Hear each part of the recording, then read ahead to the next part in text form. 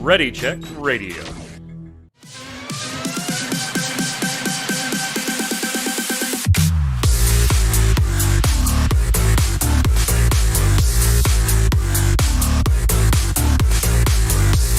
What's up, Internet? It's Thursday. It's 7 p.m. Eastern. That means here on Ready Check Radio, it's time for the Relic Grind, our Final Fantasy XIV Square Enix podcast, where we talk about a bunch of stuff, usually related to Final Fantasy XIV or Square Enix in some way. I'm your host, Mike Byrne, aka Magic Man, as always. This is episode 126. Woohoo! Man, we're getting there. We're getting there. Those numbers keep on getting bigger. We've got Twitch hanging out live, ready to chat, chime in with their opinions as we go along. And of course, we'll share them with you. If you're watching on YouTube, listening on Audible, Spotify, any of the podcast platforms, thank you so much. Give it a like, a subscribe, turn on notifications, a review, all that good stuff that feeds the algorithm. But most importantly, stop on over to the website there, readycheckradio.com. We've got all the socials in the upper right corner so you can follow, and the entire backlog of Relic Grind episodes, as well as our Saturday show, Gaming Gumbo, our weekly gaming wrap-up show. I'm sure we'll be talking a little bit about Xbox this Saturday, 7 p.m. Eastern. We'd love to have you there. But most importantly, if you like what we do, tell a friend. Join us for our live streams, whether that's Final Fantasy TCG or Tark or Torchwick or myself or Faye streaming. Faye will be up after the show today. Joining me to talk about all kinds of fun Squeenix stuff, Chris Montoya, a.k.a. Tarkoth. What's up, man? Greetings, programs. I've just been lamenting all day the grim fate of single-player games. So it's a good thing Square Enix has a pretty popular MMO, so...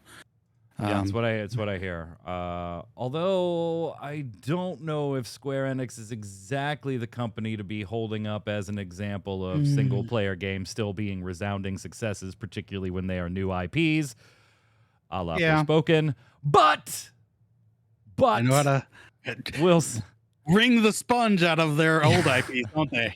Yeah, that's about it. I'm sure we'll to loop back on that topic.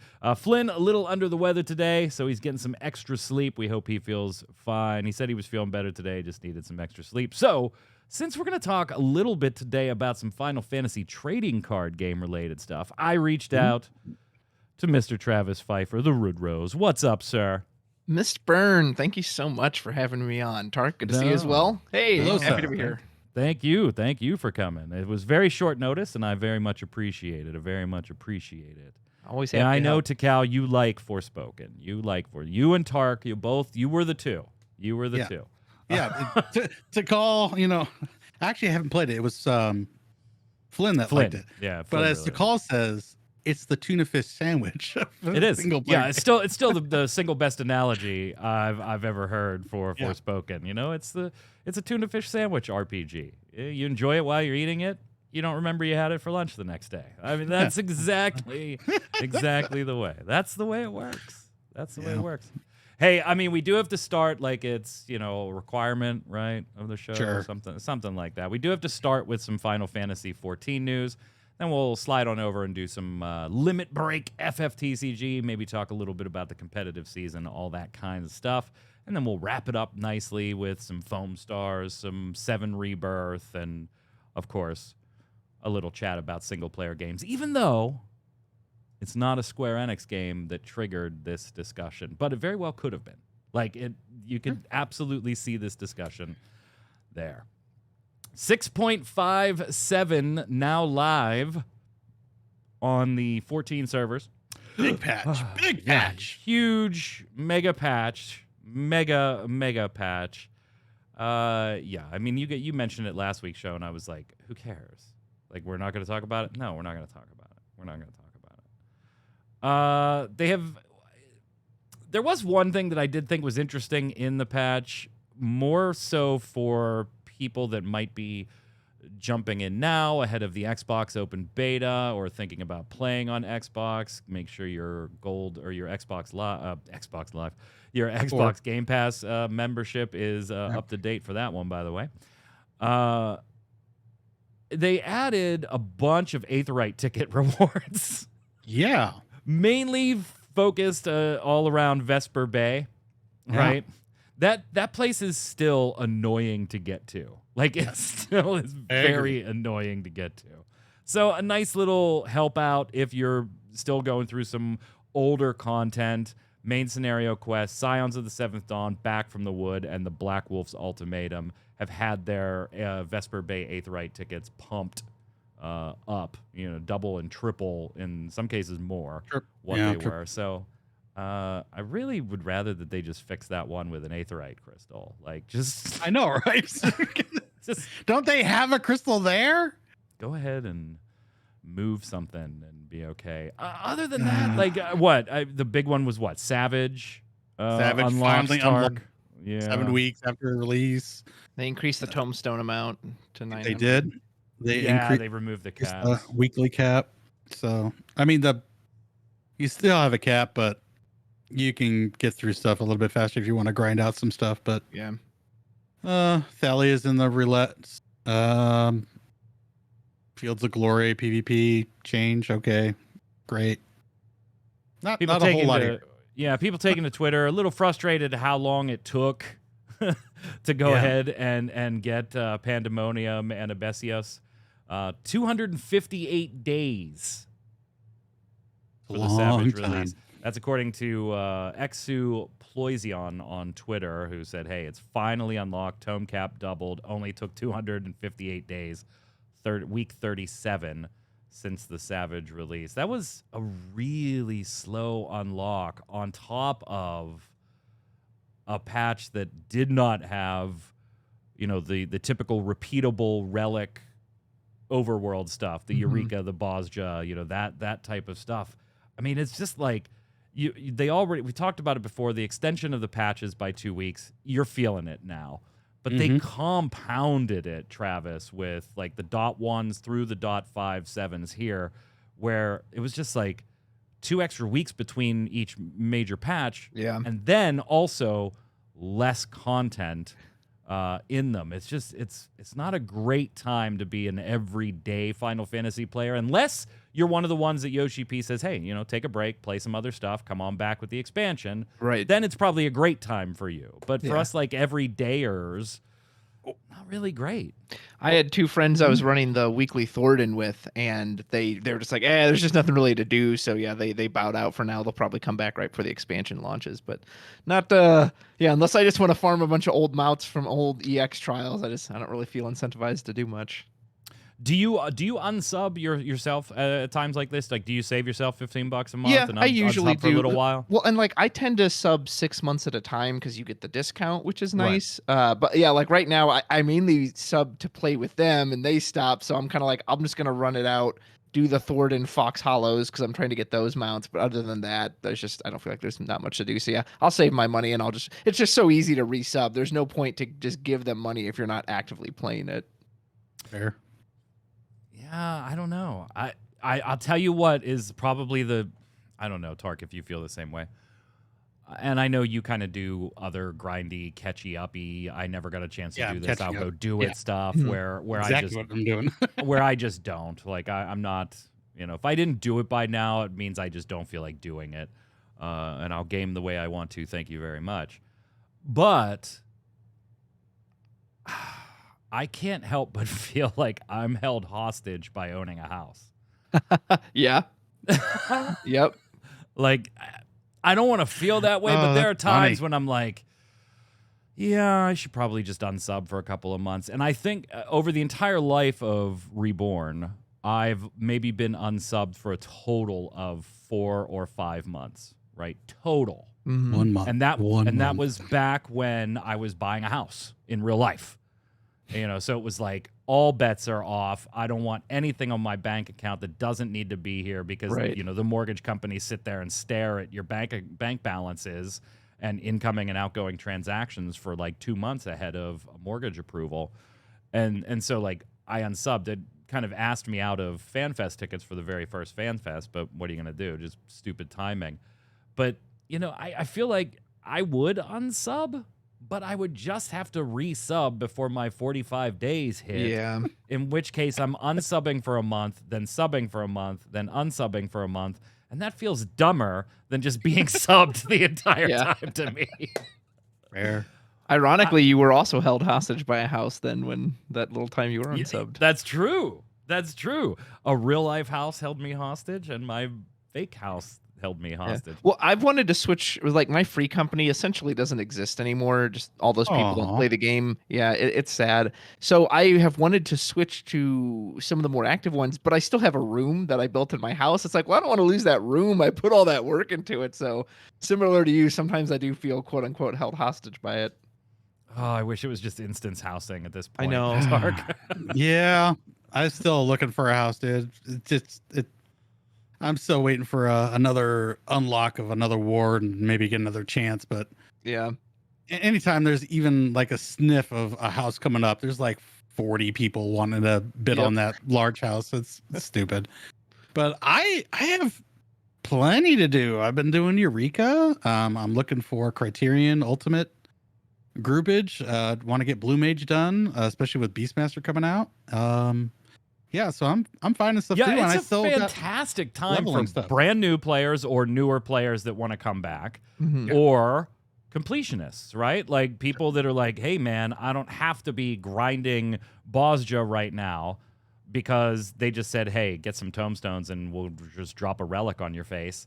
And they went ahead and did that. Okay, cool. Now I can go farm those X mounts or those minions or the things that I didn't do, those odds and ends or the classes I don't get a chance to play all the time because my guild's always progging this and this and this and this, and we're just not doing that right now. It's a great time for those. I wonder how much of the audience that is, though, because we did see in their financials, Tark, the MMO space, Creative Business Unit 3, that took a hit. That has taken a hit. Off. 2 consecutive financial reports that it has taken a hit. And Yoshi P has said multiple times, including it's mentioned in a piece that MMORPG.com did this week by Victoria Rose, talking about the post-expansion drought hit a little too hard this time around, that, you know, Yoshi P and team have acknowledged, yeah, we gotta do a couple of things to really pick this back up. I agree with them. They just didn't have enough content. That lack of exploration zone that was in Stormblood and Shadowbringers, I've really felt it. Not just in the Relic, because Tombstone dumping is just stupid. Yeah, I really felt the lack of that content. It really gave another zone. You know, while it's instance, it still feels open worldy. So I'm glad that's coming back with Dawn Trail. I hope an actual Relic Grind is part of that. But what I want to see is something new added to the game, and hopefully that comes with Dawn Trail, so I can be really excited for something new. Yeah, and by the way, like I said on our previous episode, right? There is plenty to do. Plenty to do. I am not one of those people sitting here bemoaning that there's nothing to do and there's plenty of shit to do. I just don't want to do it.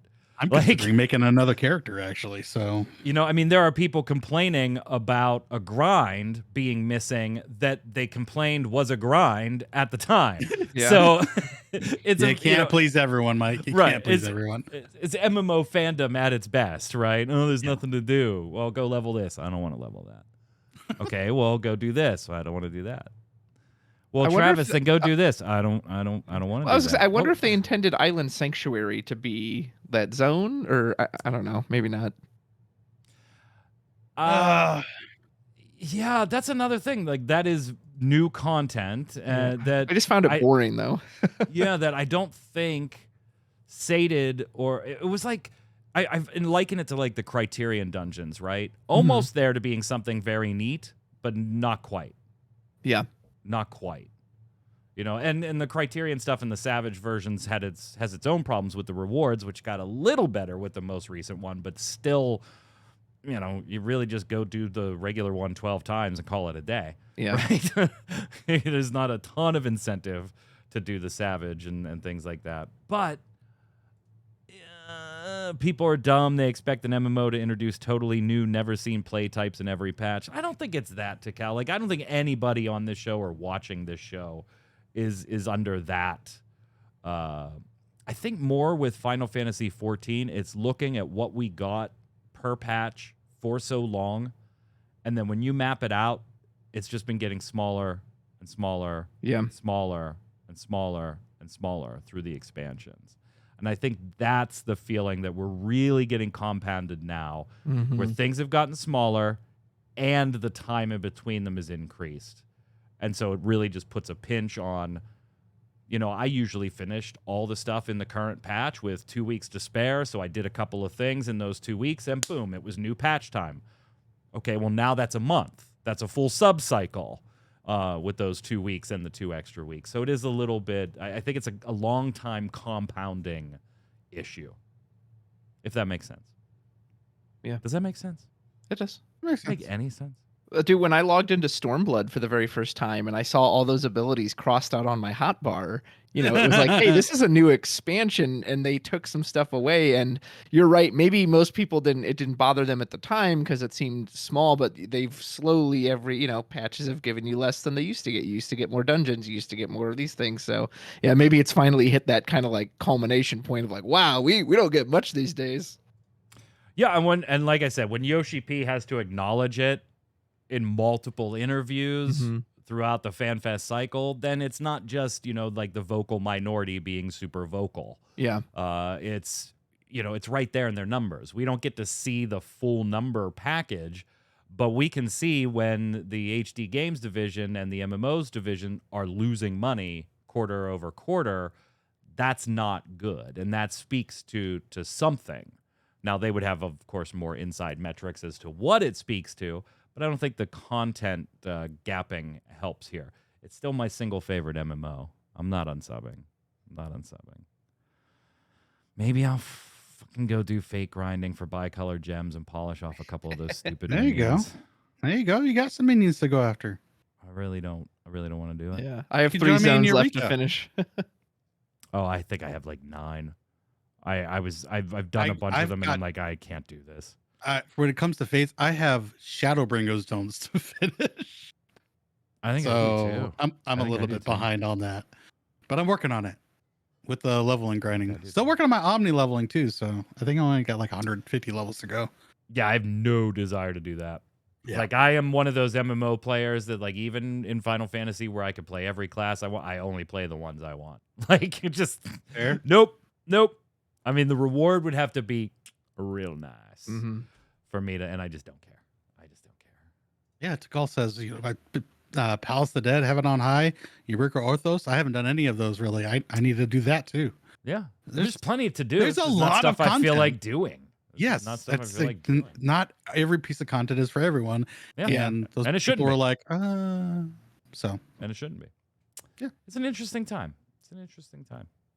We'll see. We're gonna see how it plays out. I think the Dawn Trail is gonna really set the tone for where the MMO goes from here. I agree. Not just like narratively and stuff like that, but the way they deliver content. Is it compelling content? Is it on a schedule that the bulk of your player base is going to be like, yeah, this is cool, I'm going to stay subbed? They really do have to kind of set a bar with this expansion launch, because there's not a whole lot of narrative hype going into it. Yeah. We know we're going to a place to do some stuff. Okay. We don't know who the big bads are. We don't know what's going on. So there's not that just general buzz and narrative hype to go into Dawn Trail. So they're going to have to kind of wow on a certain level, I think. Our characters are amazed by eating a taco. according to the Absolutely trailer. amazed. Amazed with taco? Absolutely amazed. I know Absolutely. I'm raiding in a GPU apparently, so that's something. Yes. It's just inside a GPU. You hate Heaven on High? A lot of people do. Yeah, let us know how you're feeling in Final Fantasy XIV. Still my favorite MMO, still the one I play the most, not unsubbing anytime soon. Maybe I'll get around to some of this older stuff, but are you kind of feeling like 6.1 through 6.5 was maybe a little too slow compared to the past? And would you like to see it revert back to like the 5.4.3 cycles? Let us know. Put it in the comments below. Still need to give it a shot, the new one too. Yeah. Go for it. Get that Necromancer title. Somebody on MMO Bomb's podcast just got it last week. Nice. All right, let's talk about Final Fantasy, a trading card game very near and dear to my heart, and Travis, yours as well. And Tark, you dabble. Not really a scene in your area, so you try and do a little bit online here and there. Before we get into what was like the big news, right? A totally new mechanic being added to the game. We'll talk about that in a second. I do think we should touch on the 2024 competitive season. It's fully announced, Travis. We've got 8 Crystal Cups. We've got a last chance qualifier ahead of Nats in El Segundo, California, when the time comes. And we've got approximately 60 local qualifier events that are going to pop up around North America, starting probably late March into April. The first Crystal Cup itself is in April as well. Left your wallet in El Segundo. We've got basically locations for our Materia Cups. We've got dates for our Materia Cups. Some of them have already had tickets go up for sale. Some of them still pending. I'm sure that's a topic we'll circle back around to in a second.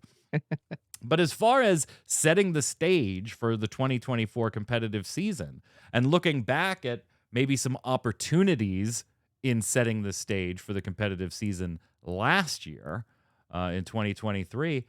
How do you think the rollout's going so far, Travis?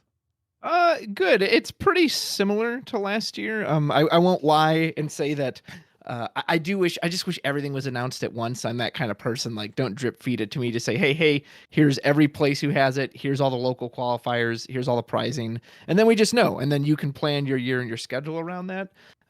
But otherwise, it's still pretty similar to last year, and it's nice that there's more places. I'm glad to see that they did increase. I was worried that, oh man, are they just going to do like the same 6 locations they did last year? So glad to see an increase. I would really like to know pricing, especially because I just, you should know that, right? If you're buying a ticket to something, you should know what you're getting out of it. Yeah, some of the key locations, I think, particularly on the Materia Cup side of things, those are the bigger Square Enix, like sponsored, hosted / events in conjunction with the local game store. Chicago getting one is key. Yeah. Having one in the Midwest is key. That was something missing from last year. And then having one in Canada is key too. Yeah, there's an Ottawa one this year. So I think it's Ottawa. If it's not Ottawa, I apologize, but I'm pretty sure it's Ottawa. Yeah, Ottawa. Spreading the love a little bit. A lot of the same stores from last year, right? We're going to see Game Theory in North Carolina, Raleigh. We're going to see Haven Games in Florida. Like there are a bunch of Collector's Cash in Kansas kicks off the season. Somebody Japan asking, are those tournaments steamed? I'm assuming you mean streamed. Yes, most of the Materia Cups are streamed. They try to always stream those. And then even some local qualifiers are streamed too. Like if we happen to get one in my area at one of the couple local stores that I play at, I will bow out of the tournament itself and put on a stream and a show and all that good stuff. I will actually be commentating the Kansas Materia Cup from Collector's Cash with Gabe Cavalieri. That is in April. Now, you can find full details on all this on FFTCG's master website. Just Google FFTCG and you'll find it right there. Like everything else Square Enix, it's a URL to hell and back. To get there, just Google FFTCG. You'll be fine. And you'll find all of it. So really looking forward to it. Lots of chances to qualify for Nats and then hopefully make your way to Worlds. Now, we do have to say, 3 Materia Cups, Tark, have had their tickets go on sale already. Oh, yeah? All 3 were sold out in minutes. Some in less than that. Wow. Yeah. Chicago put up 100 tickets and sold out in 53 seconds. Okay. Now, there were a couple extra tickets that popped back up there because people didn't finish their cart. But for all intents and purposes, they sold out. Now, Chicago will be putting up another approximately 150 tickets tomorrow, Friday, or Monday. Not officially announced yet on which date.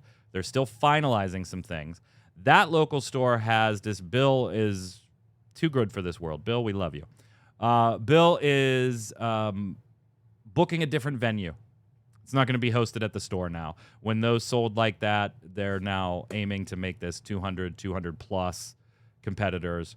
Wow. Square Enix pricing is still only going to prize for 100, so what the store does with that pricing, who knows? It is up to the store. Don't expect other Materia Cup locations to do this. There is an awful lot of logistics and money and stuff being put on the store to do something like this, so not all are going to do this. What do you think, Travis, of them selling out as fast as they've had? I've seen the argument that, hey, selling out is a great thing. And while I don't necessarily disagree, I kind of feel like the way these have sold out, at least for me personally, is not a net good for the game. I'm interested to see where you land before I give my take. Yeah, so I have the two events I'm going to because I live in the Midwest. I live in St. Louis, is Kansas City and Chicago. So I was lucky that I was able to get a ticket for both.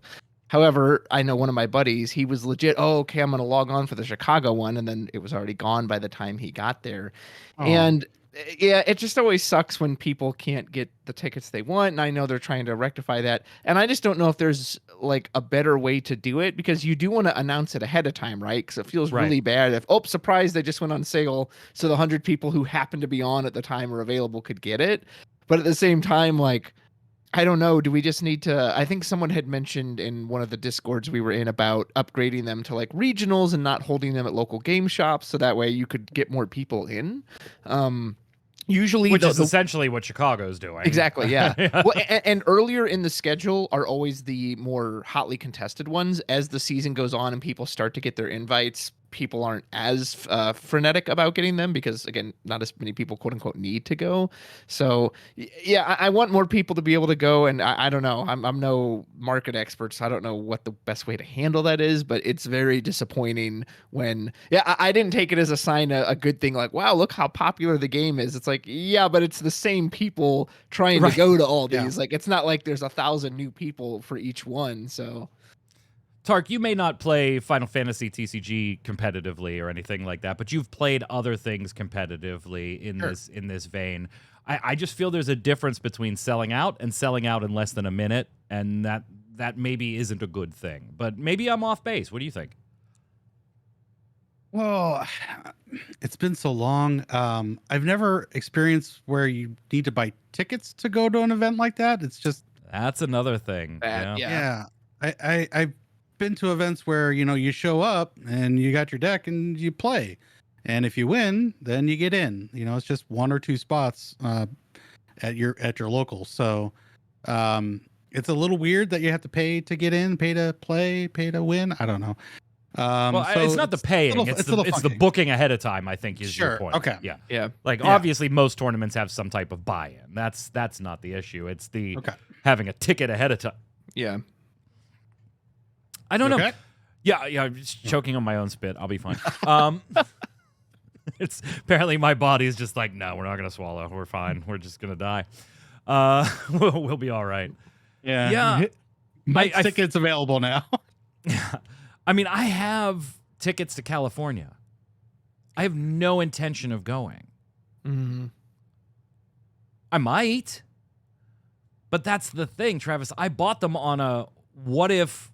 A month from now, I decide I want to go, and I'm holding 2 tickets that somebody else didn't get. And now I'm the type of person that I will literally make sure that the tickets get used. Yeah. So I'm not robbing somebody's space. I'm either going or I'm not. And if I'm not, I'll make sure the tickets are used. But that's not the case in every situation. And when they are this limited, you do have people buying tickets. I mean, there's not really a scalping market here. You're not going to get much of a markup trying to sell them. But you do have people buying tickets for events that, I'm 50-50 on that one, but I better get my ticket now. And that's not good. Exactly. Tarek hit the nail on the head. Oh, sorry. I'm not going to be No, you're fine. Go ahead. Tarek hit the nail on the head with that a lot of other games you can just walk in. Oh, okay, I'll play this today. And I had a couple friends of mine who bought tickets to one of these events, and he was like, I don't even know if I'm going to go, but in case I decide to go, I'm just going to buy it now. And as much as it was a good thing too, I wonder if Bill kind of quote unquote shot himself in the foot by announcing, hey, I'll give you a refund, if you just, so it's okay, cool. There's kind of no penalty. Just let me get it. And if I don't want to go, well, I think Bill was smart in this regard though, because the tickets are not transferable. That's why he opened up the refund. Gotcha. Which was because there were people like me with California, right? Okay, I'm going to go buy 2 tickets, and then I'll just give them to Travis if I don't end up going, and Travis wants to go, and Bill's saying, no, we don't want to get involved in that, but we'll open up refunds instead so that you're not just asked out, and then we have 60 people here because 100 tickets sold and 40 of them were maybes. It is a weird position, right? And a lot of it has to do with Square Enix and Hobby Japan and the pricing situation. Yeah. And this is not an indictment on the community team, by the way. I think the community team behind FFTCG in North America, Lily, Sarah, all of you, I can't sit here and name all of you. I think you're doing a bang-up job kicking this season off so far. Keep it up. I feel like there's been a lot of critique that was passed through last year that has been taken to heart by that community team and molded to the competitive season this year. I think those are net goods, and I look forward to seeing more and more and more of that. Communication seems to be a little bit better. Whether that'll continue to be the case, we'll watch. I'm liking where things are headed from that team, but they're not the budget, right? Right? The North American lead is not the one saying, all right, Square, I need a check for this amount because this is what we're... No, that's just not the way it works. This isn't Bandai Namco with One Piece and Pokemon and Digimon and all these other games that are just having these huge, massive tournaments. This is still and may forever be part of the miscellaneous P&L line for Square Enix. Yeah. It's just merch as far as the company is concerned. And like that or not, I don't. I want Square to take it a little more seriously. They're just not going to if the sales aren't very serious numbers. I would argue that you're in a catch-22 at that point. You'll never have the serious numbers that you're looking for to take it seriously if you don't take it seriously to try and get those numbers to take it seriously. Gotta spend money to make the money. Yep. Right. So it's an unfortunate situation. Like, they could open up a regional and say, yeah, we're going to hold it at this hall, this fire hall, and it's in Pittsburgh, and it holds 1,000 people. Get there or don't. We don't care. Right? And the doors are open. Give us $20 on your way in. But that's not going to change the prizing situation. And that's a Square thing.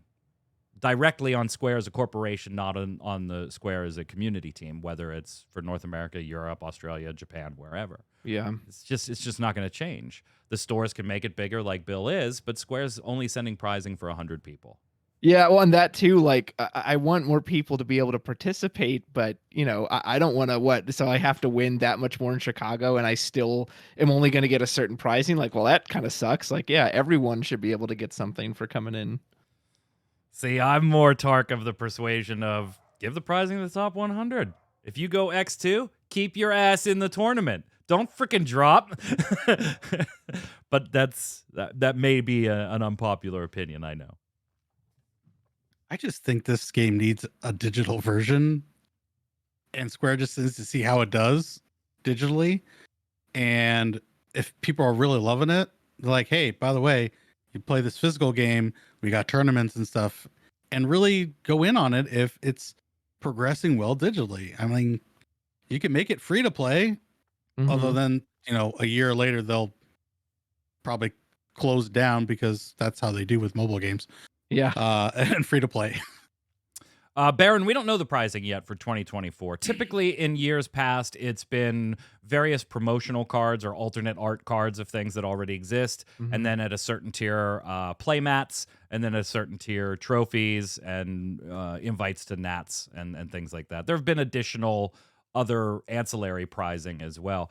I am and there's Jeremy in chat agrees with me. I'm okay with, hey, hold a 500-person tournament and there's prizing for the top 100 because I never viewed the prizing as like a guaranteed entry thing anyway. Yeah. They always referred to it as prizing. They didn't refer to it as here's an entry playmat or here's an entry promo. It was always labeled as prizing.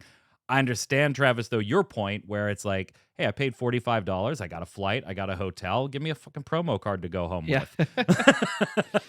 Well, yeah, and obviously the further you get in the tournament, you should be rewarded more and more and more, which is what I know they'll do. But yeah, I don't think give me something for making the trek out there. I'm excited about the season. I can't wait to commentate Kansas. I can't wait to go to a few Materia Cups. I don't think I'm going to go to as many things this year as I did last year, even though there's going to be more going on this year. I got other things going on. But I'm very, very excited. So let's talk about something brand new coming to the game just in time for a competitive season, because that's always great, right? Competitive season's about to kick off. Here's something new. Nobody knows how it works. Yeah, no strategies, laid down. Figure it out. Let's go. We are getting a limit break mechanic. Now we've known we've been getting this, and I think Travis, when you and Dylan and I did a set review, we kind of were like, we're still waiting to see what that's going to be. Yeah. So we've known about it for a while, but it was just in the last week revealed what the actual mechanic is. So in Final Fantasy TCG, I'm going to give you a very top level version of this for those of you that aren't like diehards like us. You have a 50 card deck, no more, no less. 3 is a playset in this game. Okay, there you go. That's your standard competitive deck. Standard is the primary format in competition right now. Now we're going to have a limit break deck. Is it a sideboard? Nope. It's not a sideboard. As much as I would want a sideboard, it is not. It is a totally separate deck made up to 8 cards that specifically say limit break or LB on them. In fact, I will show you a LB card right here. This is a Cloud, just as one of the samples we've given. We've gotten about 5 or 6 of them now, counting yesterday's Ace, Japanese Zach, stream. Cloud. Right. So this is limit break. It is a forward. Could be a backup, could be a summon, could be a monster. We don't know. All the ones we've seen so far are forwards. But you can see in the upper right-hand corner the LB and the kind of fleurs going around the borders. It is very pretty, nice to look at. Now, you can create a side deck, or a limit break deck of up to 8 cards. At the current moment, there is no reason not to. Yeah. There's just zero reason not to. You'd be at a disadvantage if you don't. Now, if there are other ways to interact with your opponent's limit break deck in the future, there could be some opportunity for, I'm going to run this deck with no limit break deck. There might be reasons you want to do that. But for right now, what we know about the limit break cards, your opponent can't interact with this at all. There is zero reason for you not to be building a full 8 card complement of limit break cards. You can only have up to 3 of each card in there, just like your standard deck. And these play exactly like you were playing them from their hand. So Cloud here costs 4 crystal points, 4 CP, one of which has to be lightning. Dull your backups, ditch lightning cards, whatever you got to do to pay that CP. You can cast this Cloud from your limit break deck anytime it would be legal to play Cloud if he were in your hand. So same timing, same payment, everything, except that limit break -2 text. At any time it's legal to cast this card, you can just pick up your limit break deck and say, Travis, I'm going to cast this Cloud. Set it down, turn it face up so that Travis can see it, make your payment, and then the way you satisfy the limit break 2 on this card is by turning 2 other limit break cards in your limit break deck face up. Thus, 1, revealing them to your opponent, and 2, canceling out your ability to cast those 2 cards for the rest of the game, as face-up limit break cards cannot be played. Again, whether there's a mechanic later that flips these the other way, who knows? But for right now, there is not. That's the core mechanic in a nutshell. I would first like to say, Travis, this is a horrible name thematically. Yes. But I think the ship sailed a long time ago. Honestly, I feel like Damage should have been called Limit Break. Yeah. damage 3, do this extra effect. Damage 5, do this extra effect, or make it cheaper. Like that, thematically, that in my head goes with Limit Break. But that was already taken. They didn't name it Limit Break. They just named it damage. There really is no thematic, like, powering up or taking damage here and getting these things. But narrative thematics aside, the mechanic itself is kind of divisive right now, which I find funny since we don't know all the Limit Break cards in this set.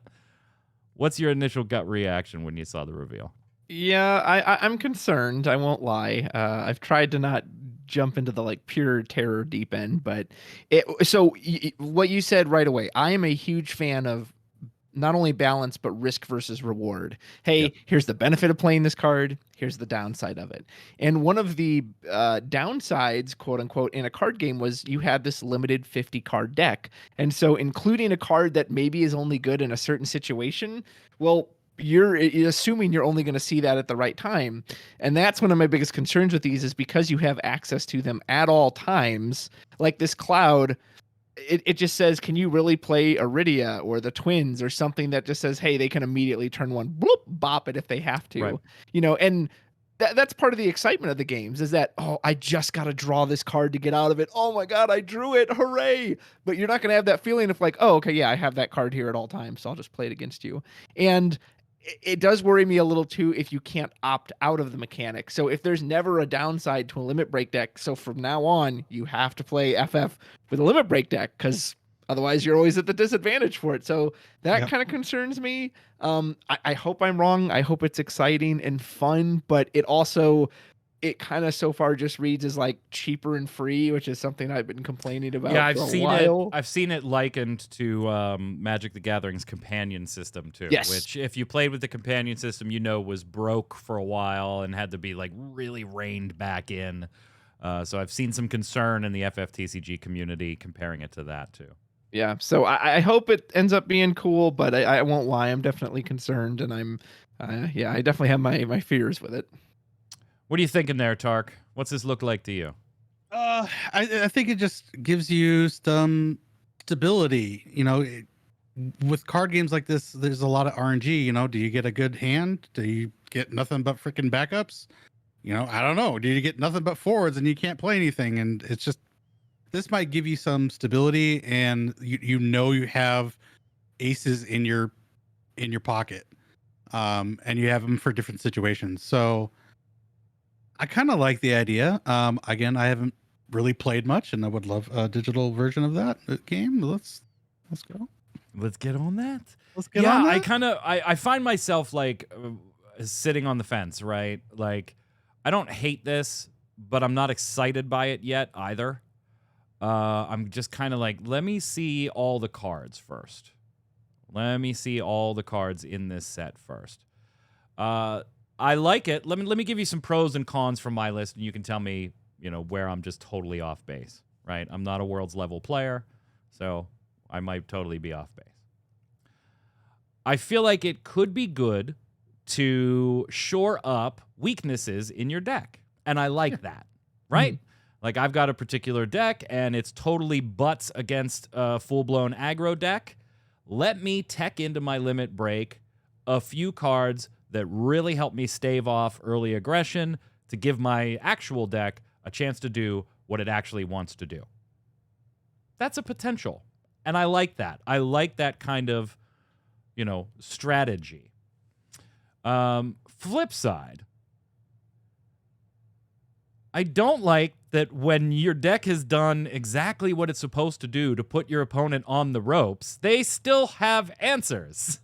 And I know, Travis, one of the examples you used in a video that you did on Travis's Rudrose Entertainment YouTube channel, go sub to that. I'm sure he'll plug it at the end and throw a link in chat for you.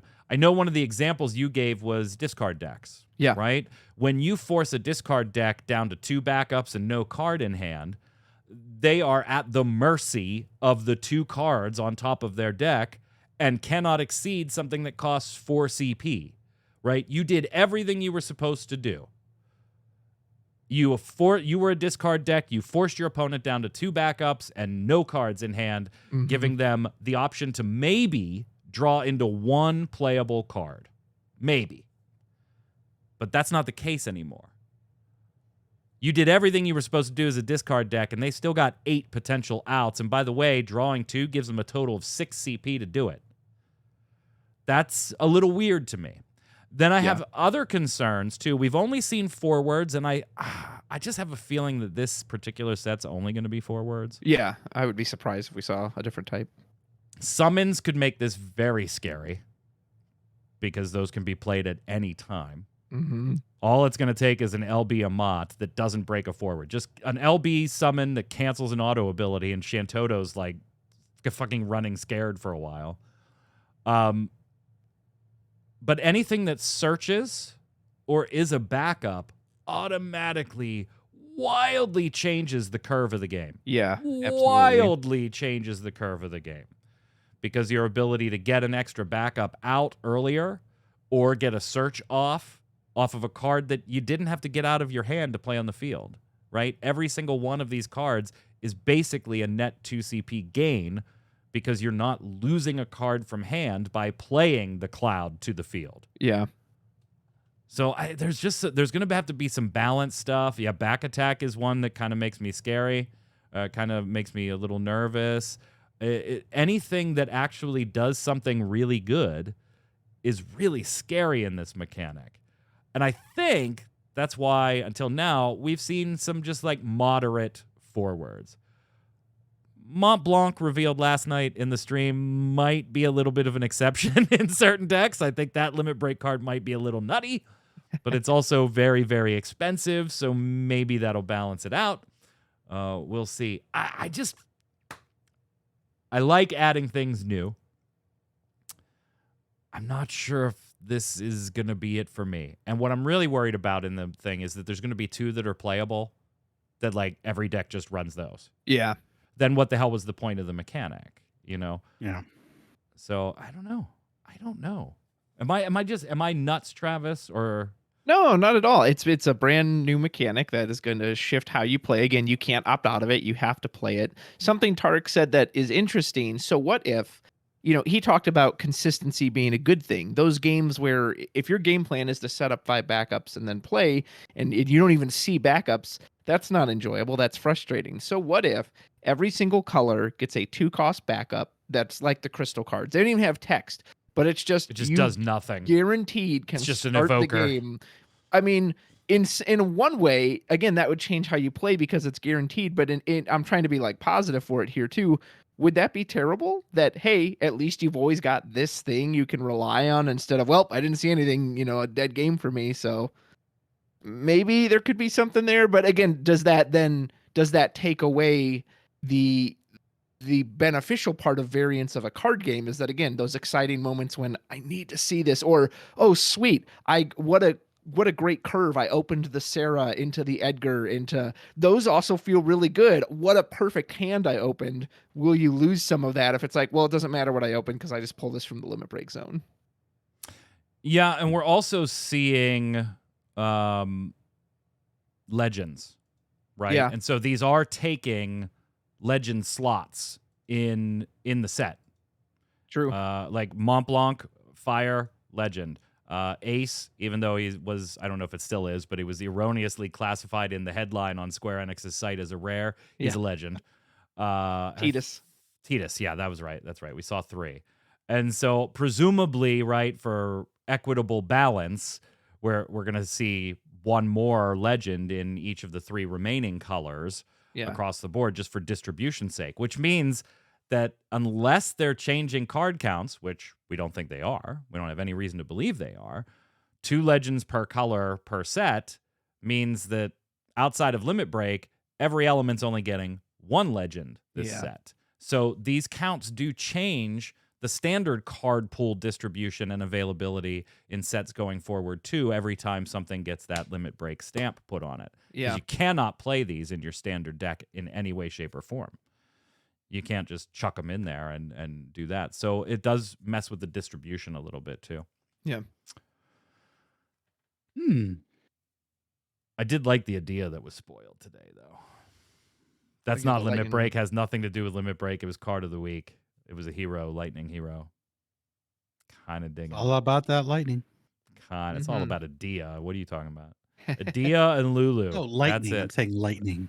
No, Oh, I the know. character I know. or the No, element? not the character, the element. No, the For him, element. it's element. Yeah, for me, I'm a lightning baby. Everybody that watches anything I do at FFTCG already knows that. It was actually funny when that was spoiled because she's using her icicle limit break on the card. on so the I card. saw that and I was like, oh, it's an ice card. Oh wait, no, it's actually a lightning card.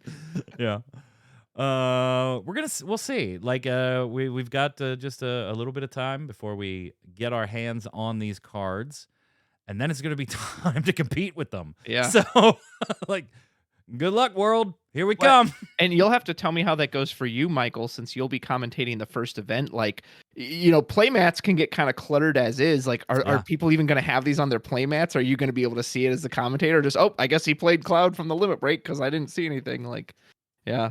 That part worries me a little bit too, the fiddliness of having now an extra 8 cards that people can be messing with. And I kind of mentioned that on my video too about time, but yeah, I mean, it definitely impacts time, right? I saw somebody that was talking and said, this speeds up the game because it's more, maybe removal or this or that or this and another attacker. And I said, I don't agree with it speeding up the game. I think it actually slows down the game a little more because now there's this extra 8-card thing that Tark's going to pick up and look through and kind of think about, should I play one of these or should I just stick to my hand? Should I do this, then this? Yeah. So, yeah, you'll put it sideways above the main deck. I'm I am really interested in this because I'm one of those assholes that if you try and strong arm me and put your like forward overlapping the mats and I'll push your forward back. I don't give a fuck. You get off of my mat. Don't you try and alpha me like that. I don't say anything either. I just push it back onto their mat. Get on your side. Yeah. Yeah. There's I a bought clear this line. mat. I bought this mat. Don't put your damn cards on it. So we'll see. Man, we talked about that for a while. How about some real quick stuff then? Like, because we're running up against it. Woo. Foam Stars. Oof. Yes. You've played it some more, Tark? Just a little bit. It's just I want to play it with friends, but no one seems to want to jump on the train. And then, I was looking at prices. At all that glam. There's some good stuff there, that but like I don't got $40 to spend on a skin. Yeah, ridiculous. the internet talking about you can purchase the Yakuza series for cheaper than some of the bundles right now, since the Yakuza is on sale for $44 and some change. In a game that isn't going to be free. It's only free right now to PlayStation Plus users. This will have a $30 price tag at that. And by the way, it's not going so well for it on PlayStation Plus, as February's PS Plus games have seen the lowest PlayStation 5 player turnout in 14 months. Ooh. Now, Foam Stars did relatively well by itself. It's second most popular PS Plus game for 2024 so far. And I know it's an early month, but it's beating out Steel Rising, Rollerdrome, A Plague Tale Requiem, Nobody Saves the World. It's only losing to Evil West. But that wasn't enough. There was a 60.8% player count difference between Foam Stars and the next biggest PS Plus game in February, Rollerdrome. And February 2024 wound up being the least popular month in the last 14. Ouch. Foam Stars couldn't save it. Hey, did you see, Travis, being an 8 fan, that they posted officially the opening movie for the game's 25th anniversary? I did. That was cool. I'm always down for some Liberi Fatale. What a great opening to Right. that game. Do you want to see it remade? Are you one of those? No, I don't really like the 7 remake. So if they would do the same job with that, with 8, there's then a no, I don't wanna see it. There's a hot take buried 50 minutes into the show. Why don't you? Why? What's going on? Well, to not take up too much time, the original, it's just bloated. Oh, well, here, how about we do this? Very quickly on FF8, if you do want a remake, tough, get bent. It's not happening anytime soon. No. In an interview, Katase and the team said, that's just not going to happen. The remasters is best you're getting. Yeah, maybe. Yeah. If he was asked after 7 remake to do another mainline one, he would just turn around and say no. But if they did do one, the team would really like to change the combat system. That doesn't surprise me one damn bit. Now, let's talk about some Final Fantasy VII Remake stuff. Travis, why you hate that shit? Well, I haven't played, obviously, Rebirth because it hasn't come out yet. But with the original one, I always use this scene as an example. Compare when Cloud is crawling through the air vents in the Shinra building to the original game. In the original game, it takes 8 seconds. In the new game, it takes over 2 minutes. And that's just what all that game is. It's just bloated. Everything people love about it is because it was great in the original game. And they just added in all this extra stuff that doesn't matter and that didn't happen. And I just they took a completed game and sold you the first 4 hours of it for full price, and now they're gonna charge you more for other parts of it. I just don't like that. Tark, you seem skeptical. You seem like you and Travis about to have fisticuffs. I feel bad for you that all that goodness that was in there, you just couldn't latch on to anything. And I feel bad for you because the game is a lot of fun. I spent so much time in it and I enjoyed almost every moment of it. Even the stairs. I even enjoyed the stairs just because hearing the voiceovers and all that stuff going up the stairs that we had to read before, like it was all so good. Bloated, okay. I would call it fleshed out. All right. Yeah, you could say that Midgard was just compact. The fact that they put so much stuff into Remake, and then I'm one that really understands that it's a sequel. You're not remaking the original game. Remake has other connotations. So to know that they're not going beat for beat with the original. I just found the whole experience enjoyable, and I can't wait for the next game. Nice. I'm glad you liked it. Speaking of Final Fantasy VII Rebirth, there's some mixed messages that continue to come out about the stupid game. The team is doing it on purpose, and it's annoying the piss out of me, right? We talked about it last week about, like, could it be an alternate world? And, maybe there's a version where Aerith doesn't die, or this happens, or that happens, or this happens, or that happens. Well, that shit's continuing with the team talking about, hey, maybe Rebirth could have a happier ending with a little bit of a catch, even for a certain flower girl with a heart of gold. But yeah, I mean, they're blaming a lot on the whispers, right? Which is new to the remake thing. Travis hates them. I didn't like that either. We talked about that last week. We talked about that. The penultimate boss is a massive whisper harbinger, apparently, and defeating it seemingly takes the story off of its predetermined path. And in theory, that could mean a happier ending. But I don't trust any of them. I don't trust any of those sons of bitches.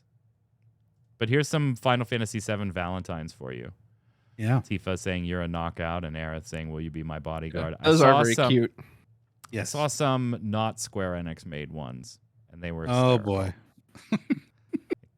Can't show them on here. Oh, okay. Yeah.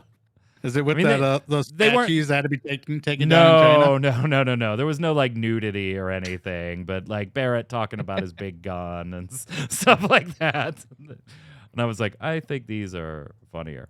The Rebirth demo has reignited, though, that age-old debate on yellow ledges and making the game too easy. Tark, are you okay with yellow ledges? I don't mind it one bit. It's fine. But it tells you exactly where to go. Freaking easy mode. Sure. Better than like, oh wait, which ledge do I need to go to? Maybe it spoils going off a beaten path and finding something secret. But I'm fine with it. Is it any different than, like, the map? Right? I mean, there is a map. you got a mini map. Are you complaining about that? You got a world map. You complaining about that? It shows you stuff.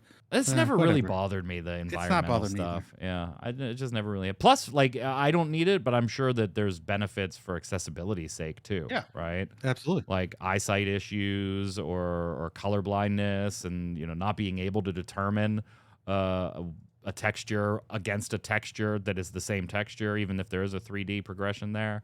Rock on rock. I'm like, okay, let's put some yellow. Chat saying the yellow ledges are fine. We're mostly getting older. We could use the help. Fair. And yes, the visuals will be improved. There were people complaining about the demo in performance mode, not quite performance moding. and doing its thing. That will be improved. Will let you maintain 60 frames per second and prioritize 4K. They are not only just going to do that in the game, but they are going to release that little update into the demo at some point as well, probably when they put in patch 2. And finally, before we head over to Love It or Leave It, single-player games are dead. At least if you believe some of the team behind Immortals of Avum. This isn't Square Enix related, but we could literally be talking about Forspoken here. Fair. And Square Enix adjusting the way they're making games and what games they're investing in, something we spent a lot of time last week on. Obviously, Kotaku proves that, hey, let's have fun with headlines. Immortals of Avum proves it's a grim time for single-player games. Let's just fucking forget, like, Baldur's Gate 3 and, like, Spider-Man 2 and, like, the 24 mega hits single-player games we've had in the last 3 months. Just forget them, because this shooter game in a new IP that had a ton of money behind it failed, and therefore it's a grim time for single-player games. While the headline is stupid, it comes from a former Ascendant Studios employee talking to IGN. And the employee said, at a high level, Immortals was massively overscoped for a studio's debut project. The development cost was around $85 million. And I think EA kicked in $40 million for marketing and distribution. Sure, there was some serious talent on the dev team, but trying to make a AAA single-player shooter in today's market was a truly awful idea, especially since it was a new IP that was also trying to leverage Unreal Engine 5. What ended up launching was a bloated, repetitive campaign that was far too long. Steam charts have this one at double digits right now. And while I think Kotaku took great liberties with their headlines to try and get you to click on that thing, I do feel like there is a certain amount of that's probably correct from the dev, Tark, when you're talking about a brand new IP single-player shooter specifically. Yeah. I think shooter is an important word in that sentence. What I mean, you like wanting my opinion on it? Yeah, it's a podcast. That's why I have you here. Kotaku just sucks. They weren't the only ones that abused this headline, though. By the way, I get it. I feel bad for it because it looks like it's a fun game, but yeah, you have a new IP, you gotta balance stuff a little bit better on your budget, and make sure it gains traction before you go all ham on it. It kind of reminds me of Square Enix when they do these big budget titles and like Guardians of the Galaxy, great game, but didn't meet expectations. So devs just need to maybe rein it in a little bit. I don't know. I mean, we expect these big grandiose games because we get the tech to support it, and then it just costs so much. So yeah, now unfortunately people have already been laid off, right? That was definitely coming. It's got a mostly positive review score on Steam, but its Steam all-time peak was when it launched in August at 751 people. Wow. That's its Steam charts peak, Travis, 751 when it launched in August. Right now, 6 months later, it's already 60% off on Steam. Yeah. It's $24. It's like Forspoken. Yeah. I mean, I think single-player games are not dead. No. That is just dumb. Not at all. But this was an absolute cluster. An absolute expensive cluster. But can you really do that these days? Here, take a look at my mediocre-looking production-wise game. I promise it plays good, though. Yeah, Takal, you're right. Like, it's a catch-22, just like we were talking about earlier.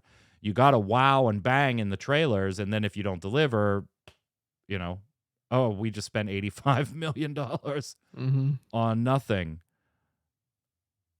Although to call single player dead, Travis, that's just stupid. Oh, that's absurd. That's just that to me, that reminds me of all the articles you see about companies, people want to go back to work for, work in the office, work from home's dead. It's like, no, that's just a bunch of execs saying that to like try to push that narrative. Like, That's a bunch of execs that are still paying leases. Exactly. Yeah. Same with these. It's a bunch of execs who want live service models and gotcha models and all this stuff. And like, well, people don't like it when we jam that in a single player game. Yeah, you're right. We don't. So they're just trying to create this narrative that like, oh, single player's dead. I've been hearing that for like 20 years. Forever.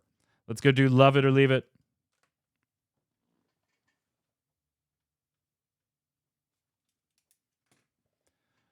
Love It or Leave It is the way we end every episode of the Relic Grind here. It's where I give you something Square Enix related. Could be a game, a feature in a game, something they did, something they said, and I ask you whether you love it, want more of it, or whether you leave it, never want to see it again. Now, Flynn actually put this in the show notes when he was planning on being here. So Flynn wants to know whether you love or leave the way Square Enix does trailers for their flagship titles now. And this is to give you a little perspective. If you didn't watch last week's show, what the fuck's wrong with you? Go watch it. But if you didn't watch last week's show, we were talking about how in the FF7 Rebirth trailer, there were some minor spoilers if you knew what to look for. And so he kind of wanted to know, are you okay with the way that they kind of do their Final Fantasy Kingdom Hearts trailers these days, where maybe there could be spoilers, or is the production value not what you liked, or do they not show enough X, Y, or Z? So Tark, I'm going to turn it over to you. Love it or leave it, the way Square Enix does their kind of flagship title trailers now. I'm going to leave it. When it comes to the big AAA ones, 16, 7 Rebirth, I just think they show too much. And they show too many trailers, like 2, 3 trailers, maybe one's a teaser. But I think they get that hype train, baby. Much. I know you got to get a hype train going, but there's a line, and I think they cross it with the flagships. Like trailers, like the Star Ocean remake, they're perfect. They show what the combat looks like. They show what the engine's like. The game's not changed from itself, but it shows me, oh man, this is going to be great because I know what I'm getting into. These AAA ones, 16, 7 Rebirth, the first popped to mind. I just think they show too much, and I'm like, I didn't even want to watch the last one for the last show. I was like, I just want to play the game at this point. I've already bought it. You sold me. I'm good. So I'm going to leave it. Travis. In the case of FF7 specifically, I will definitely leave it. When you have a known IP, and that's one of the most famous games of all time, like you don't really need to advertise much for it. It's essentially going to sell itself. Fair. If it's something brand new we've never seen before, sure, I get it, maybe showing it off a little more. But I agree with Tarek too that like just make a better trailer that, yeah, like I get it. It's a tough thing because you want to draw people in, but yeah, it's 7. People know what 7 is. Like, just, yeah, I'll say leave it. I'm going to say love it. I love trailers. I don't fucking care. Show them all. Do it all. Show me 8 trailers. Give me a combat trailer. Give me a lore trailer. Give me a voice acting trailer. Give me a painting ledges yellow trailer. I don't care. I like watching game trailers, so I'm just going to love it. Give you a Forspoken Twitter trailer too. Remember that thing? Yeah, absolutely. Ooh. Just give me more trailers. Whatever. That was I like bad trailers too. Like I love watching a trailer going, holy shit, who cut that edit? Oh my god, that is so bad. Fired? Yeah, that is so bad. I'm all for it. Let us know how you feel in the comments below. That's gonna do it for today's show. Faye will be streaming after the show here today. Give us a few minutes to relabel things. She'll be back in the world of Baldur's Gate 3. We'll be back Saturday night for some gaming gumbo. And, of course, Final Fantasy TCG on Monday nights, streamed from our live locals. Until the show next week, Travis, where can everybody find you, sir? Check me out. You've got my Twitter handle up there at Marvels_the. You can check me out at Rudros Entertainment. That's my main YouTube channel. Just linked it in the chat. And you can hang out at my Discord as well, where we talk about FFTCG, Disney Lorcana, all that fun stuff. Thanks for having me. No, thanks for coming. Appreciate it. Tarkoth.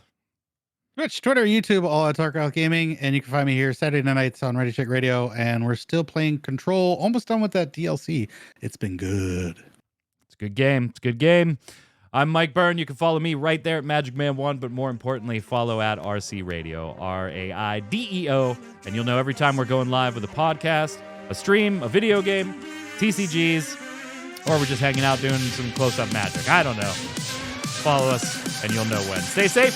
We'll see you on the servers.